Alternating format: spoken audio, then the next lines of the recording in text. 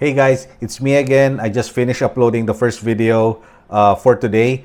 Now this is the second vlog and it's going to be the Go Solar Philippines second update. And for the second update, our second monthly bill for this month of August, I will just put it here on the screen. So our monthly energy consumption is 599 kilowatt per hour and it's 7% lower from the previous. So that is good news, meaning mas mura yung binayad namin this month kaysa sa last month. So ang actual Meralco bill namin for this month is 8,655 and 24 pesos, which is good. Nandun kami sa 50% savings mark kasi nga umaabot kami ng 16 to 18. Okay? So depende naman yan sa gamit natin sa electricity. So this is a pretty good number actually, 8,655.24. So yan yung unang update sa Go Solar, yung bill namin.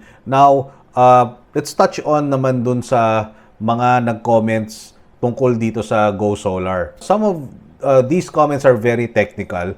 Okay, so one comment, sinasabi, he's asking me ano kaya ang yung close to zero bill ng mga setup na yan. Maraming salamat po. And he gave me 1, 2, 3, 4 types of different inverters setup.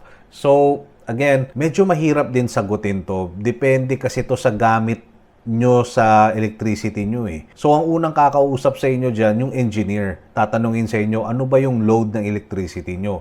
Ngayon, ano ba yung budget nyo? Ngayon, ito yung mga options nyo. So maraming pwedeng scenarios na mangyayari. Mahirap itong sagutin, sir. Depende talaga to sa consumption and sa budget nyo. Yun yung unang dalawang factors na kailangan tingnan ng engineer. Okay, ito naman yung next na nag-comment. Sabi niya, dapat hybrid na kinuha nyo para abang na lang sa battery. Alright, so if you did watch yung first video ko dito, nagulat nga ako. Nung nalaman ko nga magkakaroon kami ng solar panels dito sa bahay, same day rin sila dumating dito. Ibig sabihin, nag-usap na talaga yung Go Solar Philippines, pati parents ko. And naintindihan ko lang yon after kung bakit hindi hybrid yung kinuha ng parents ko na inverter. So nung nakita ko yung comment na to, inano ko naman si engineer, kinontak ko si engineer. And sabi ni engineer sa akin, yung unang napag-usapan nila is yung space. So nakalagay kasi dun sa bandang dirty kitchen yung inverter. Ngayon marami talagang gamit. Marami kaming gamit sa bahay. Yun ang problema namin is yung space. So wala ring paglalagyan ng battery. So yun ang unang problem. And pangalawa, kaya angkop din sa amin na kahit walang battery kasi ang mahal din ng battery. The battery, yung 5 kilowatts is nasa 100,000 or depende pa or maybe even more. So sabi ni engineer sa akin, ng 5 kilowatts more or less nasa mga 2 to 3 hours of aircon yan. Isang aircon pa lang yan. Depende rin yun kung ilan yung horsepower ng aircon mo at gaano kalamig mong isiset. It really is talaga magastos. Kung gusto mo talagang mag-all out solar ka and hindi ka magdedepende sa Meralco, kung baga off-grid living talaga, magagastos ka talaga ng malaki.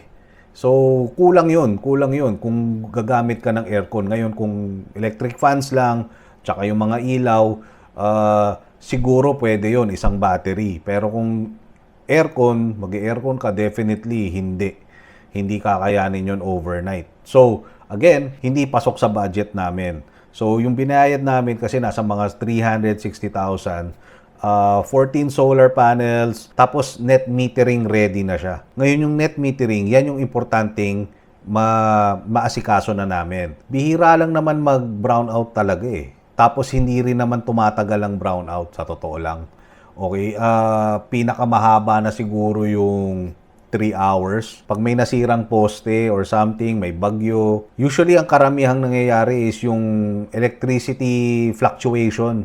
Yung patay-sindi. Actually, yun nga yung nakakasira ng mga appliances natin, di ba? Yung mga patay-sindi. So, moving on, doon naman tayo sa net metering. Kamusta na ang paglalakad namin ng net metering? Ngayon, talagang pag kami maglalakad ng net metering, medyo madugo. Marami talagang gagawin. Tapos back and forth. Magpapasign sa mga engineers sa munisipyo and all that. Medyo grabe yung hassle.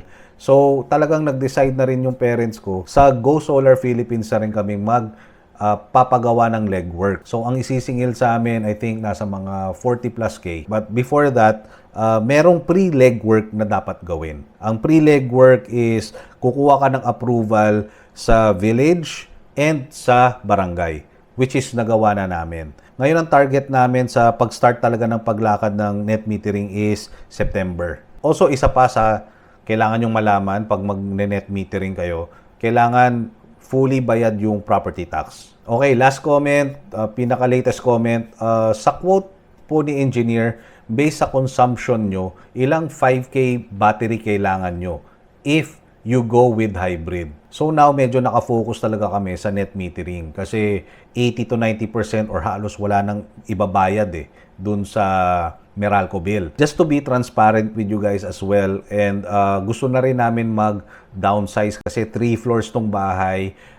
Medyo mahirap din i-maintain yung house namin. It's a very nice house. And soon, sa ngayon hindi pa, we're still actually making improvements sa house. We are going to put this house on the market.